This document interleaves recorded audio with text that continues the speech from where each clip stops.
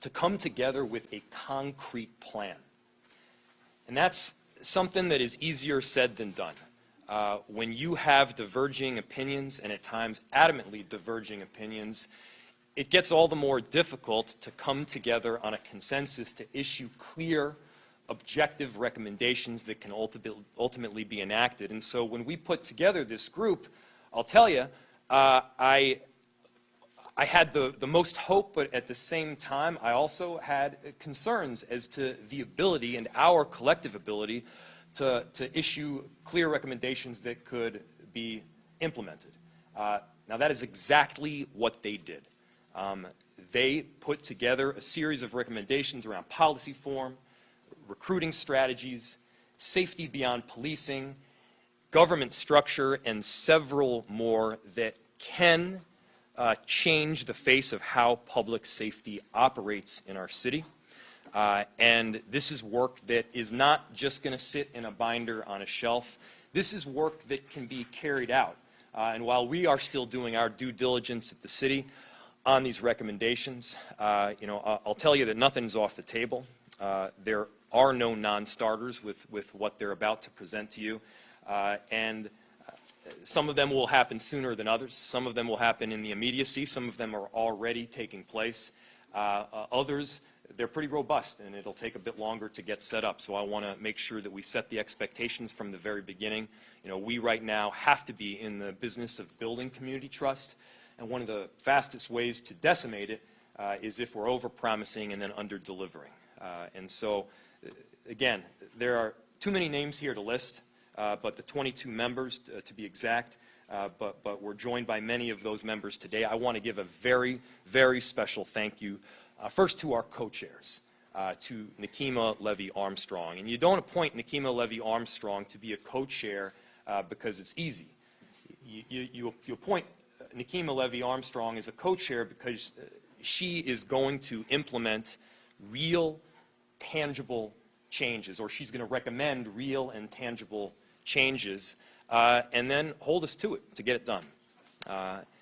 Reverend Dr. Dwayne Davis has been there since day one. I'm so appreciative of your work. Your presence, there's no doubt, has had a huge impact on making sure that this group stayed together and stayed at the table to make these changes. And I also want to give a huge thank you to our city staff. There are a number of proposals that you will find in these recommendations that are already underway, and this report provides additional color for them. And the way we were able to do that is to have, city staff that are in there making sure that the work of the city and the work of these recommendations are working part and parcel. So a big thank you to Fatima Moore, to Interim Chief Huffman, to Sasha Cotton, to Jared Jeffries in my office, Andrew Hawkins, and Brian Smith.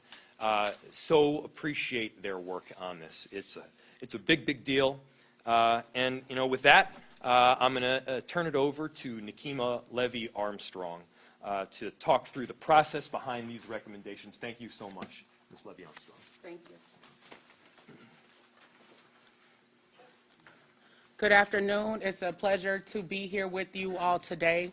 I'm really proud of the work of our Community Safety Work Group, which has been working since December and met over the course of several months to formulate the recommendations that you now have access to.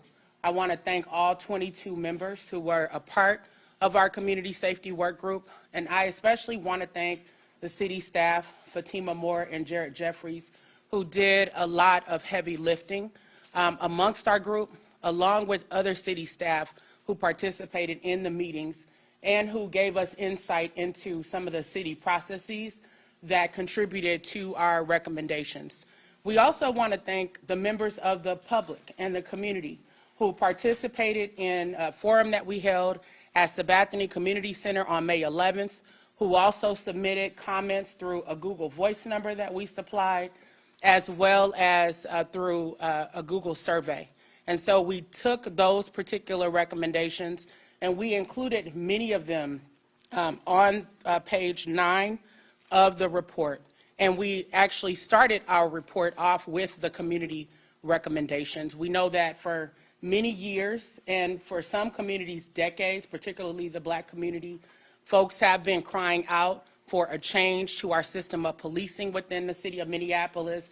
They've borne the brunt of these issues, and their voices matter. In addition to hearing from the community, we also heard from a series of experts, both in and outside of the state of Minnesota, regarding best practices and the standards that we should hold ourselves to as the city of Minneapolis with regard to overhauling aspects of our system that are not effective and unfortunately causing harm. Now, in the midst of our work, we also had access to the report from the Minnesota Department of Human Rights that was released in April. There is also an ongoing DOJ investigation, and we're waiting to see what the Civil Rights Division has to say about the Minneapolis Police Department. Now, in terms of our work, after reviewing lots of documents, talking to various experts, talking to community members, we decided to hone in on police reform and police accountability, as well as trying to address the issues of violence within the city of Minneapolis that cause some of our most vulnerable community members to feel unsafe. So if you look at page 12 of our report, our first recommendation is focused on improving the oversight and coordination within the Minneapolis Police Department. Now that the voters went to the polls last November, they gave the mayor some increased authority. We want to see the mayor seize that opportunity in order to implement a lot of these changes that we are recommending, if not all of the changes. And so one way for that to happen is for there to be a person who is responsible for oversight and coordination within MPD. We feel that there needs to be a person in a position that can be a liaison with the mayor, that can provide more direct oversight of what is happening within MPD, and that can ensure that the recommendations that are coming forward are being implemented, and that there is follow-through, that there is reporting to the public. That can only happen if there is someone who can help provide that additional oversight and coordination between the Minneapolis Police Department as well as the mayor's office. Now, following the other recommendations that I'm going to mention, I'm going to bring up Steve Kramer, CEO and president of the Downtown Business Council, who's going to talk about our second recommendation, which is focused on MPD's recruitment and hiring process. So I won't get into that because Steve is going to cover that particular issue. But two other issues that I will cover that were critical to our work was looking at the issue of training within the Minneapolis Police Department. I know that some folks think that the training is sufficient. However, in our work, we found that the current training regimen is inadequate to create a world-class police department that treats all of its citizens with dignity and respect. So we are recommending that Minneapolis Police Department hire a group called IADList, which is an internationally known organization that MPD is actually a part of, that can assist with overhauling our training.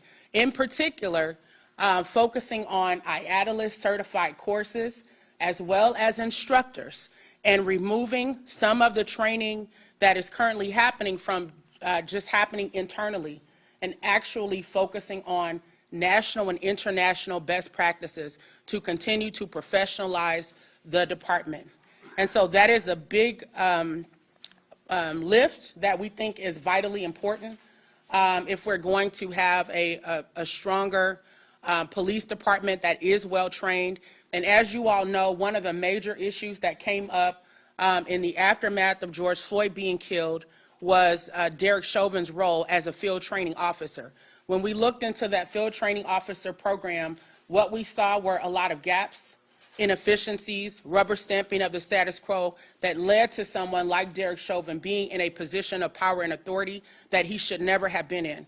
And so the field training officer program needs to be completely overhauled to ensure that only the best of the best are placed in leadership positions where they have responsibility over new recruits and younger officers. And it's our hope that with an overhaul of that program, you will prevent people like Derek Chauvin from being in those types of positions.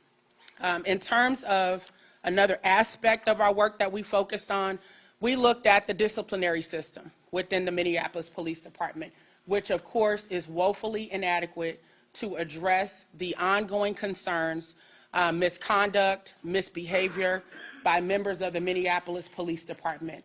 We need to overhaul the disciplinary system and have very clear metrics and mechanisms for when someone is disciplined. We also are urging Mayor Frey to take a look at the system of coaching within the disciplinary system to make sure that that system is effective. Right now, we feel that there are too many gaps within the system of coaching, and coaching is too often being used as a catch-all for behavior that actually should result in more tangible conduct for officers who violate the law and who violate people's rights. So with that, I want to turn it over to Steve Kramer, CEO and President of the Downtown Council, who is going to talk about another major gap that we found in terms of recruiting and the recommendations that their subcommittee focused on. Thank you.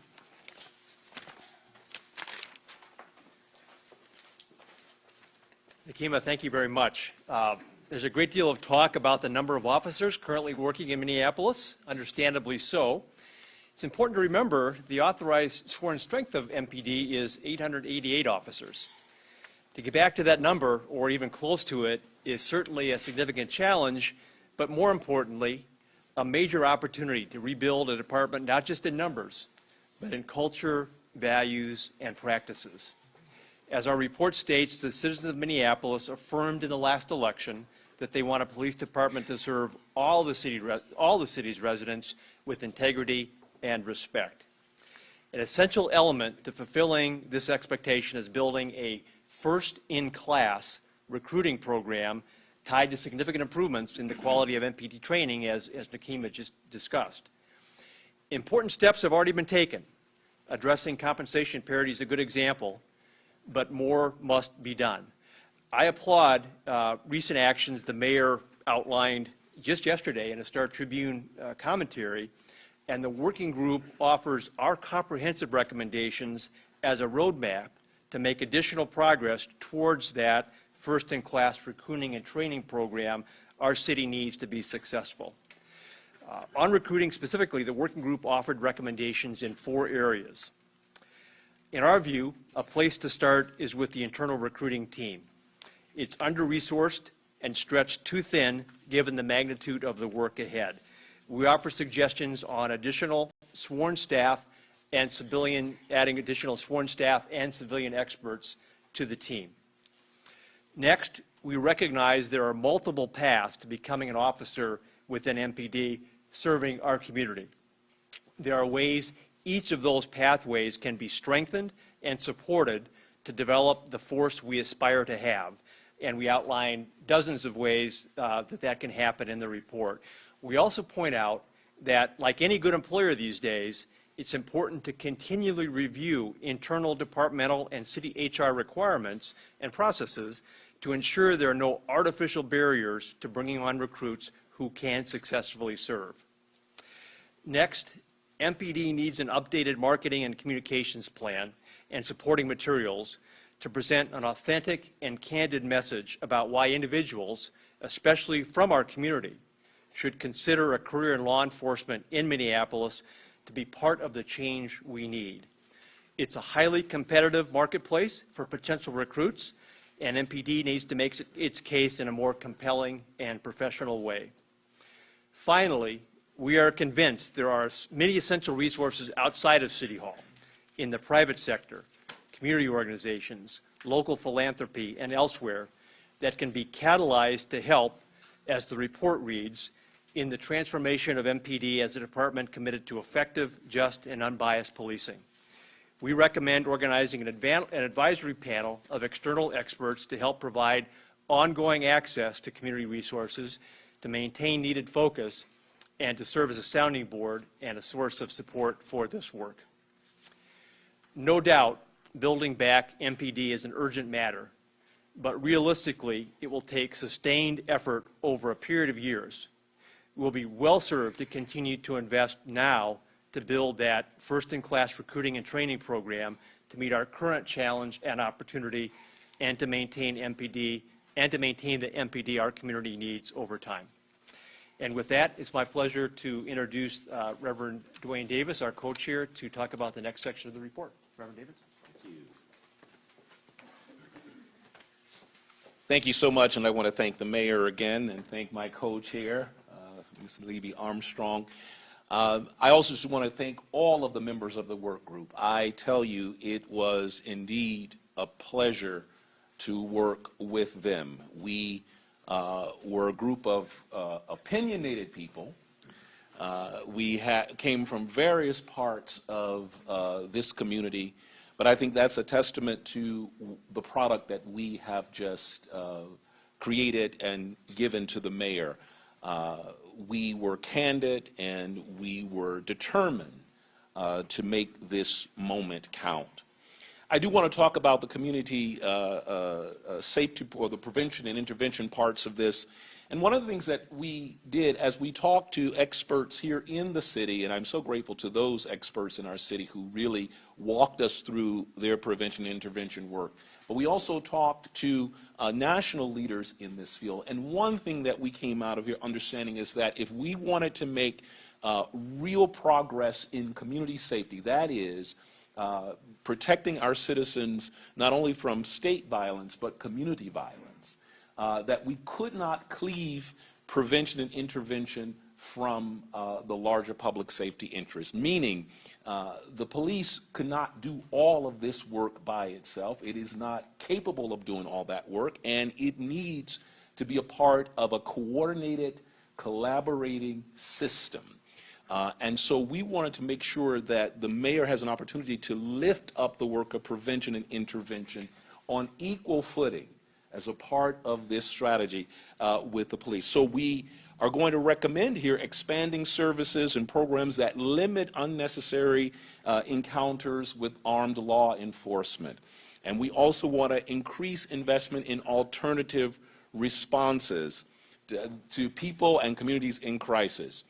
And one way of doing that, we're going to talk about one of the things that we really found out, that we could do those things, the mayor could invest, we could expand these programs, but there must be coordination across jurisdictions, across agencies. So you have an explicit recommendation about how to coordinate and communicate on a multi-jurisdictional, multi-executive level to deal with community violence.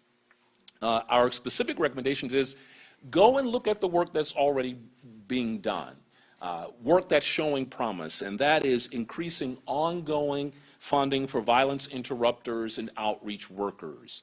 We know in the places where that's happening, there are good results, especially because it is community-based. People understand those people in their communities. They know them. They interact with them.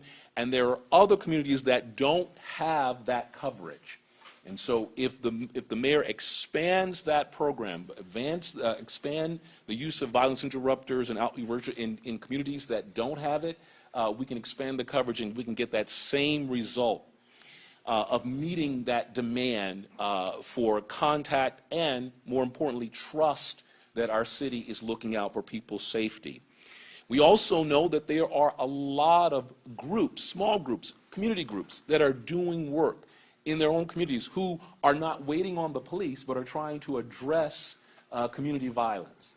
And it would be very helpful if the city can recognize some of those work. And so we are asking for an increase in funding for Office of Violence Prevention to provide some small grants to help those communities that are already doing some of that community violence, not waiting, but are looking at what's going on the ground in their communities and responding to it.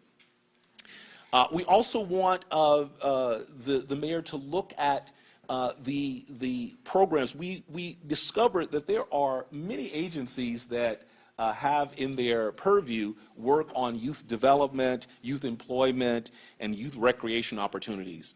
And we think the mayor can show some leadership and coordinate all of those responses. We think there needs to be a much more intentional and coordinated response to our youth. And so in part of that expansion and investment in prevention and intervention, we're asking the mayor to look at coordinating all of these agencies that have a hand in doing youth activities and development to expand that work.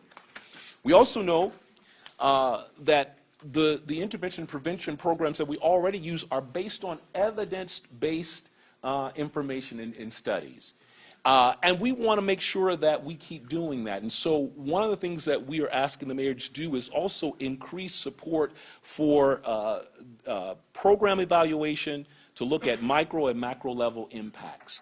We don't want any of these prevention and intervention programs to be subject to the vagaries of politics or changes in politics. We want that evidence-based response to continue, and so we want to make sure that there is investments in studying how these programs are working, what are the best practices that we are implementing, and what is available to us. And then coordination. Coordination. We even looked at the history of Minneapolis, and we discovered that when Minneapolis was part of a coordinated strategy for community safety, we got results. Our communities became safer because there was always sort of strategizing together with various agencies, with various jurisdictions. And so we're asking the mayor to take the lead on convening a monthly, multi-jurisdictional, executive-level meeting focused on public safety strategies, planning, and coordination.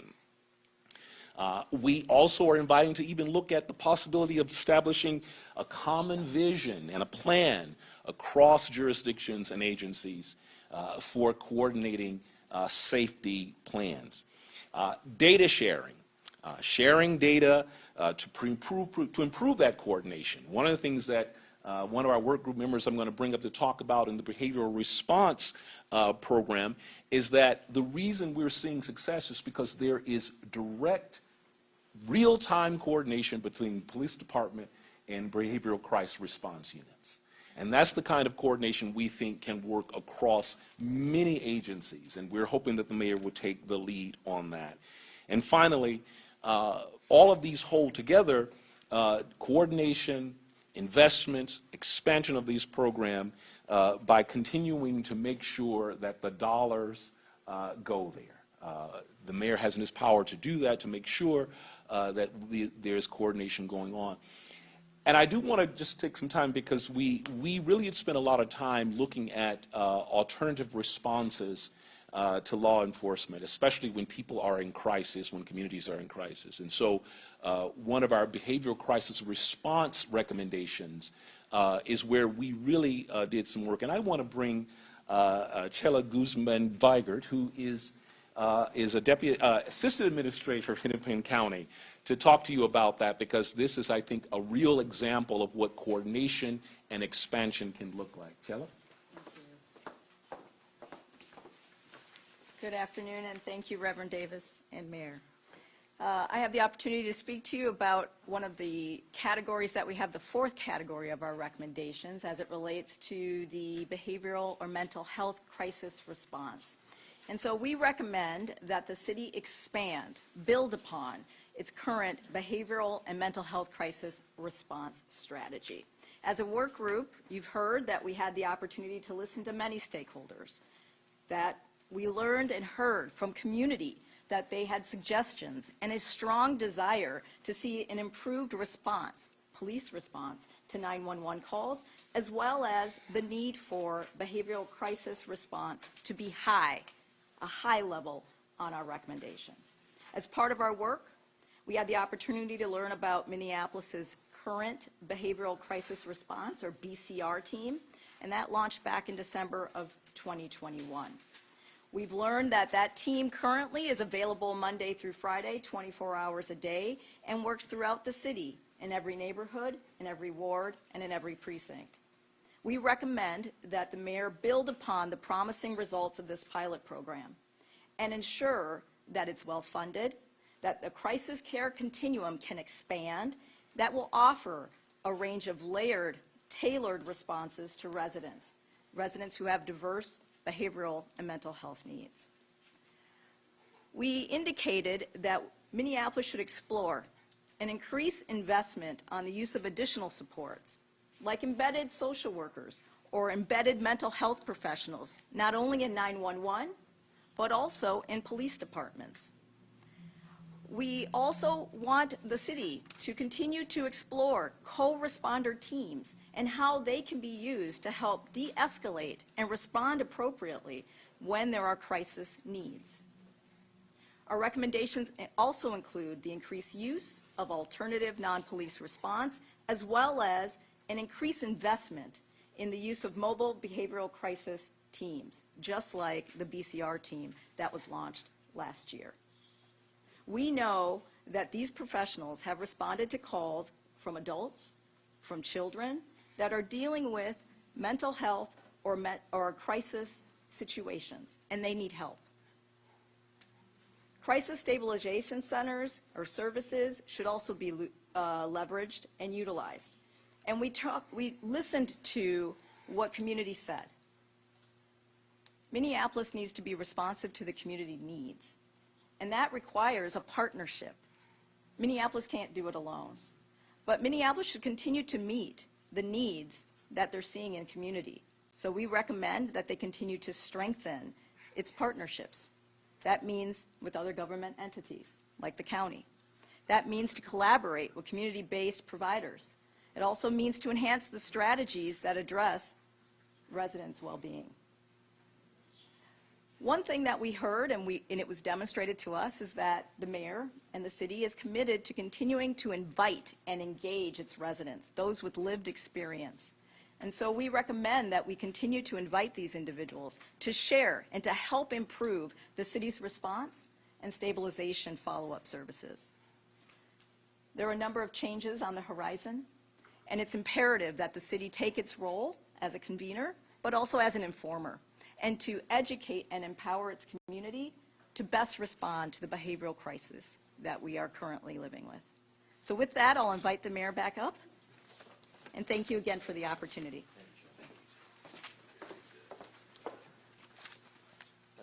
Thank you, Chella, to our co-chairs and the other wonderful 22 members of this work group. I think it's clear that we've got a lot of strong recommendations that are ready to be implemented.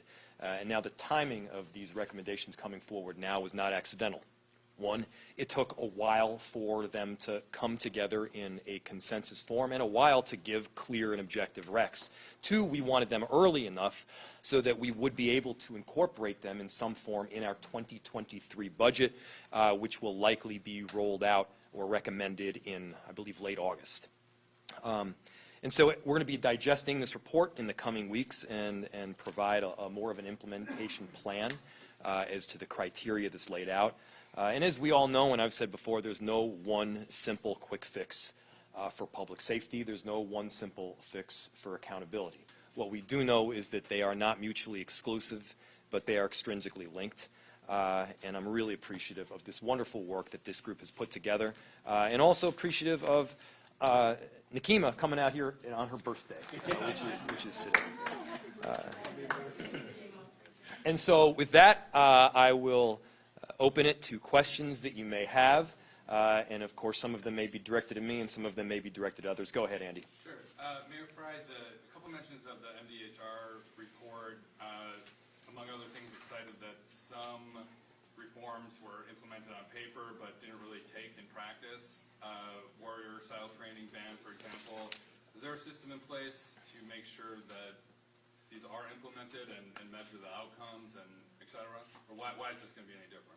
Well, I think that's a big part of why this deep-seated work was so necessary, and that's a big part of why these recommendations came forward now. Is it's not just about a policy change. As I've mentioned before, we have enacted a ton of policy changes, especially in these last couple of years. It's not just about having the change on paper, it's making sure that that change is implemented throughout the department, not just at administration, but at some of the other ranks that are supervisory, but above your regular officer, above the rank and file. And so there's a number of recommendations that are given here to making sure that those changes are carried out. Some of them, by the way, are already underway. One of them, which I know that a committee in the City Council is discussing today, is our Field Training Officer program. That is a really important policy change that these recommendations have provided quite a bit of color to. One that previously, good officers that had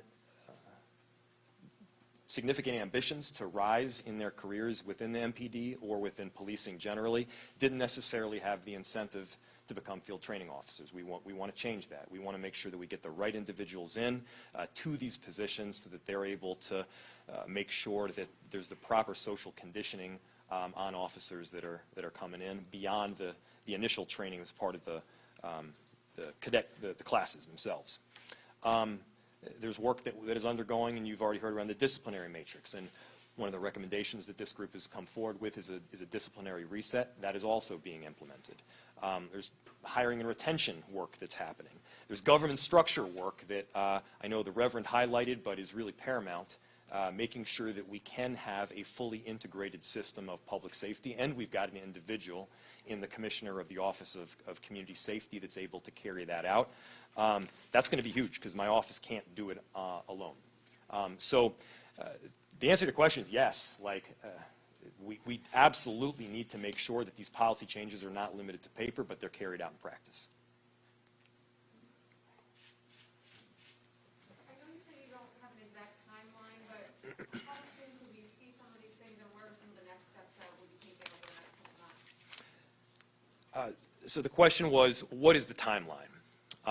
The timeline differs depending on the recommendation. So there's a number of recommendations that you will see in the immediacy that will come to pass. One example, again, is the field training officer work that I believe is today. It's being presented, and we're in the process of carrying that out throughout the Minneapolis Police Department. Disciplinary matrix is another one, but inevitably there's going to need to be revamps and changes as we're better responding to the needs that are happening on the ground and to have true accountability in our department. There are some things that we are going to see in the 2023 budget. So undoubtedly, there are proposals, and safety beyond policing is one, where we are going to have additional allocations within the budget itself. And then some of them, and I've been candid, will take longer. And so I know I'd have to go through each one line by line to give you a rundown, but the fact of the matter is that these recommendations are robust. They're significant. They will help to create real change, and some of them will happen quickly, and some of them will take longer, and that's the truth of the matter. It's an extended answer, but the truth. Andy. Nikema, you mentioned the coaching system needing to be revamped. You called it a catch-all for complaints. As I'm sure you know, the consequence of that is the vast majority of sustained complaints against Minneapolis police officers are kept private data under how Minneapolis has interpreted that law. Has there been a discussion? I mean, if this is the catch-all, if some of these shouldn't have been coached, has there been a discussion about opening up these records or retroactively reclassifying them so we can see what these allegations are? Well, I think that should be on the table in terms of trying to bring forward a new paradigm with regard to the way that the Minneapolis Police Department operates. There has not been the level of transparency that is necessary, nor has there been adequate accountability. And back when we found out about coaching multiple years ago being used as a standard practice for so-called discipline within the department, we raised concerns then. And from my perspective, that issue has not yet been resolved.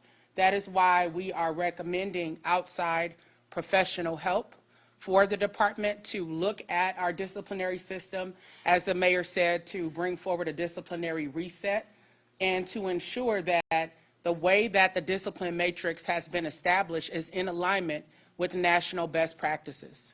Again, too often things are happening internally, and then we're being told something as the public, and it doesn't necessarily line up with best practices.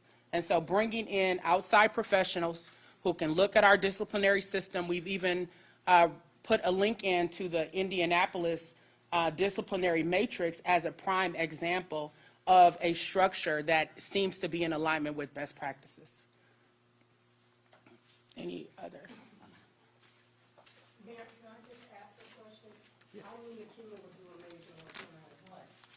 But I'm standing here and this entire time I'm hearing about the police reform. I didn't really get anything out of the piece about the violence that we're suffering through in this community. Yeah. We have asked that you unite those organizations in the community that is funded under the Office of Violence Prevention but we have been further separated out in the community trying to do this work. So I do applaud you, Vicki, you know that. But the piece on public safety, I went through this whole thing, and it's like a page that it shouldn't even be in this packet, because it did not tell me anything that's going to be done about this violence that we're suffering through in this community right now. So I'm happy to invite up others. I'll take a first stab, and Reverend, you can perhaps expand on it. Can I suggest that Please, you yeah. call an immediate retreat for everyone who is out here doing this work? Bring us into the same space to talk about what it is we're doing, how effective that is, because the divide is why people can't see the good work that organizations are out here doing in the community. I've asked you that. Yeah, you have. And Lisa, I think that's a good suggestion. And so right now, we're in the process of building out this new government structure. As part of that new government structure, the Office of Violence Prevention will be set towards an office around neighborhood safety. It's not just a name change, it's perhaps also an expansion of responsibility. It's not just an expansion of responsibility, it's also an opportunity, as you've mentioned, to have the kind of reset where we're bringing all of these different groups together, some of them working on the same stuff, to figure out where those gaps are and how we best work together to attack the issue of safety. So I think that's a good idea, one. And two, a lot of the issues that were addressed today, maybe they were only addressed in part, but it goes to the work around safety. Steve Kramer mentioned the work around recruitment. Now, there's a whole list of other recommendations, from making sure that we've got the right recruiting firms in, to we've got the best practices around getting community-oriented people, to making sure that we're recruiting, for instance, Northsiders to be on our police department. We've got wage increases. I believe it was an 8.5% wage increase, supplemented with a $7,000 bonus to make sure we're getting the best possible officers to do this very difficult work. I know that's something that you've supported. And we also need to make sure that it's comprehensive. And by that I mean getting this whole new structure set up where we're better able to integrate this whole response between the Office of Neighborhood Safety, I keep forgetting what the new name of it is, but I believe that's it, the police department, fire, EMS, et cetera. And so that'll happen. And you make a fair point. Reverend, do you have anything to add to that? Yeah. Lisa, thank you. And we heard that. That's why we have been recommending that the mayor bring back the kind of coordination. That coordination piece is what we're getting at. That everyone needs to be sitting in the room together to come up with, not only report what they're doing, but also offer a strategy, be a part of the planning and the coordination. From the mayor's office, from other jurisdictions, the police department, all need to be hearing from the community organizations what's going on. We want to elevate prevention and intervention work up to the level of sworn officer work. We want to elevate them, put them in the same room, in the same conversation, coordinating with other jurisdictions, with other agencies about how to do that work. So when we were talking about that, that's one of the things that we were worried about, is that we are not hearing from those prevention and intervention groups, and that we want the city to make sure that that happens, that we are not an afterthought, that the community organizations are not an afterthought, and that you're part of the strategy, the planning, and the coordinating. I wanted Bridget from our work group, because she's on one of those neighborhood groups, and I think she can talk a little bit about, because she worked very hard on us and reminding us of that kind of work and that prevention part. Thank you, Bridget. Yeah. Hi, everyone. Thank you for coming. Miss Lisa, thank you for bringing up that valid point, because you and I have had several conversations of how to bring the groups together. I want to thank the committee for hearing my voice when I did bring it up, because it wasn't just my voice, it was the voice of all of the organizations. There's 85 different groups that are part of OVP, and all of us do need to be in the room, because when I have done training in the past with SWAT, just to give them an idea of where we stand and how we work and how we can work collaboratively, we actually saw that work come together. From Minneapolis PD, one of our groups, Agape Movement, which I'm a part of, and then Brian Smith's group, which we talked about earlier, which is BCR, Behavioral Crisis Response. And we all worked together at one scene. And MPD trusted us enough after it was an inactive gun that was taken out. We were able to get the scene released to us and do what we're supposed to do for the community. And it worked well, and it worked well enough to show that all three can come together, work together, and have success, and have someone actually continue on living life and breathing. So thank you, Ms. Lisa, for bringing that up, because that was something, that was a point that I just kept making. We have to get in the room. We have to stay together. You guys have to hear the voice of the people that are actually doing the work. Thank you. Did you have anything to add about office community safety? Did you have anything about government structure that you wanted to add on that front? Just off of the Yes, and thank you, Mayor, for that prompt about government structure. That's one of the reasons why we really were checking in on the government structure work group, because our intention, as we were hearing from not only our city agencies, but those agencies across the nation who were doing evidence-based work, that we really needed to elevate prevention and intervention. It cannot be an also-ran, it cannot be sort of an auxiliary agency. And so under the new government structure, we were pleased to see that they recommended a community safety section that would include Office of Violence Prevention and Office of Performance Innovation. And so that's why this coordination piece, we also wanted to dovetail that. Now that we have a government structure that would include that intervention piece, then this coordination piece again, and historically again, we looked at when Minneapolis was called Murderapolis. And the way that the response to that was coordinated multi-jurisdictional collaboration.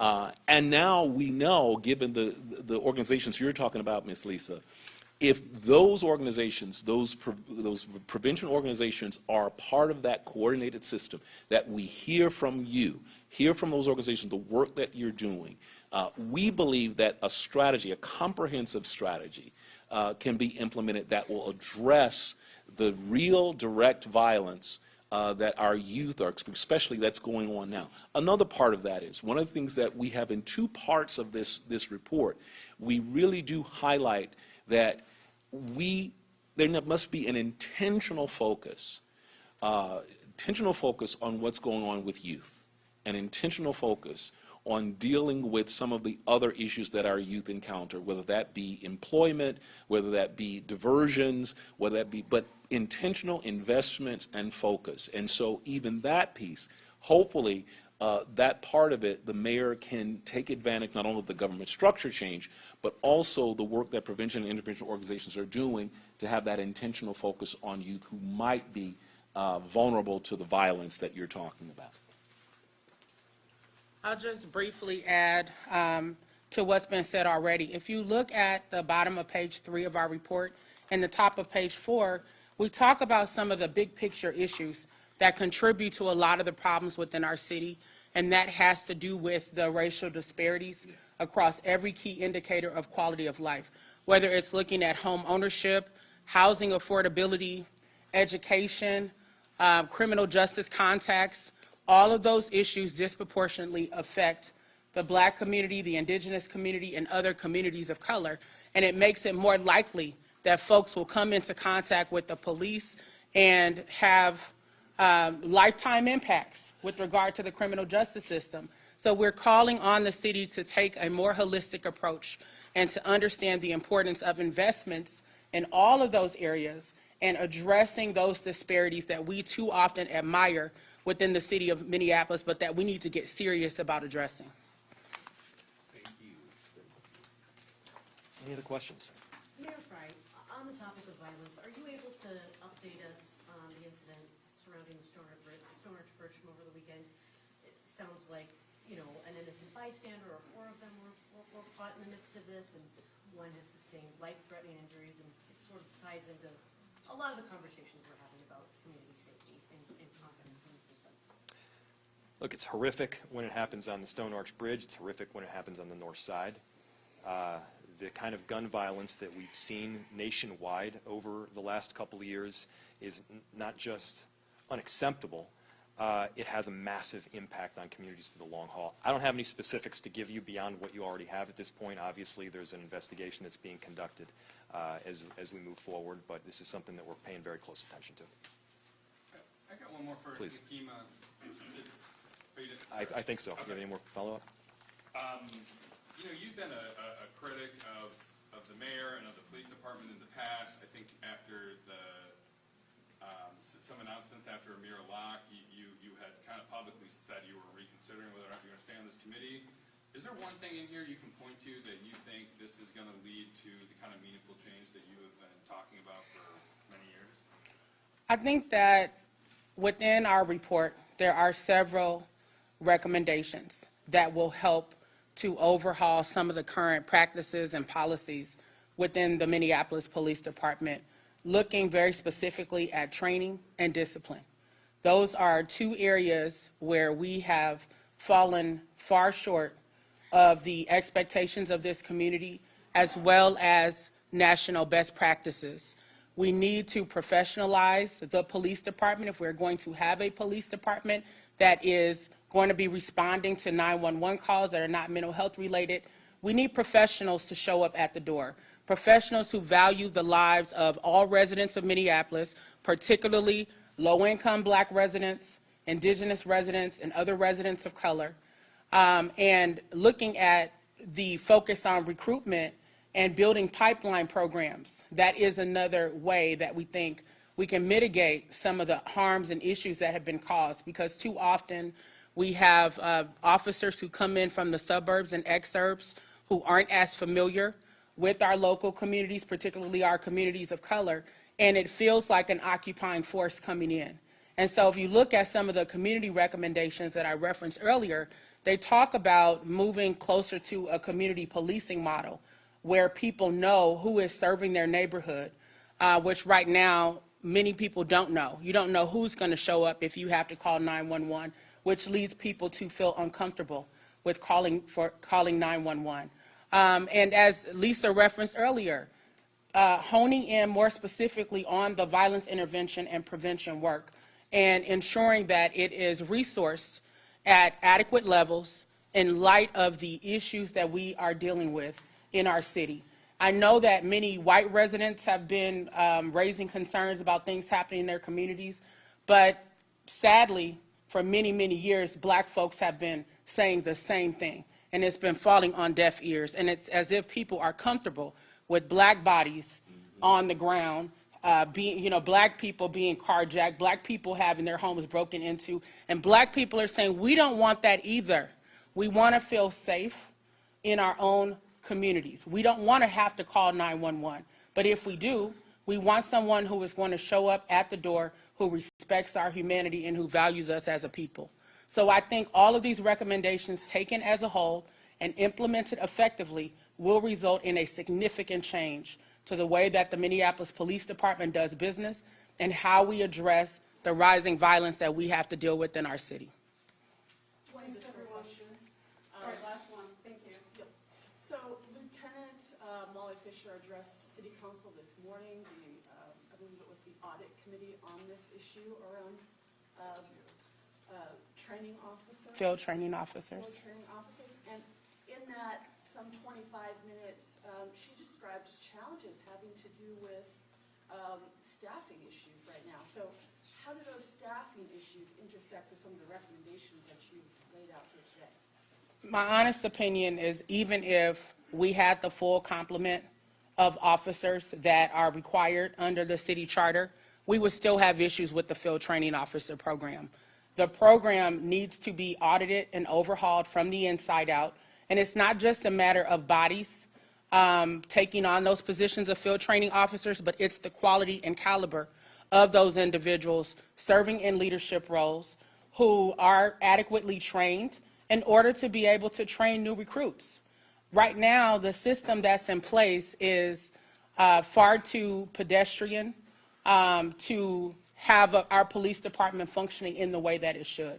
And so we are asking for urgent attention to the field training officer program.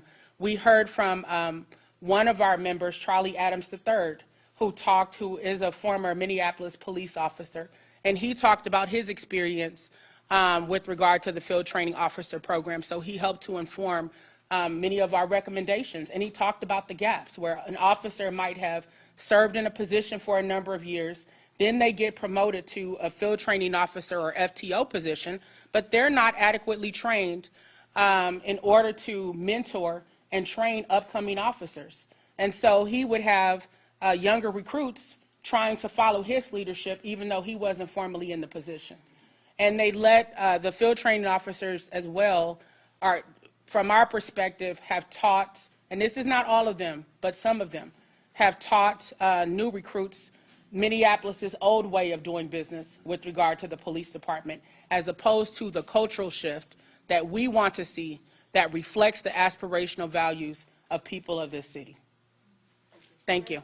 I have one more thing, sorry, Sarah, to add. So just in relation to that, we had a number of city staff that were present in these meetings that helped to provide context for our city policies as the work group was rolling out theirs.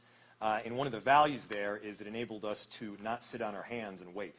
It enabled us to understand where this particular work group was moving, and then to start taking action around it.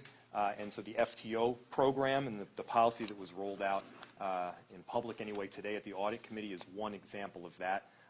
And yes, there has needed to be quite a bit of work in there, and that work is happening. Thank you, everybody.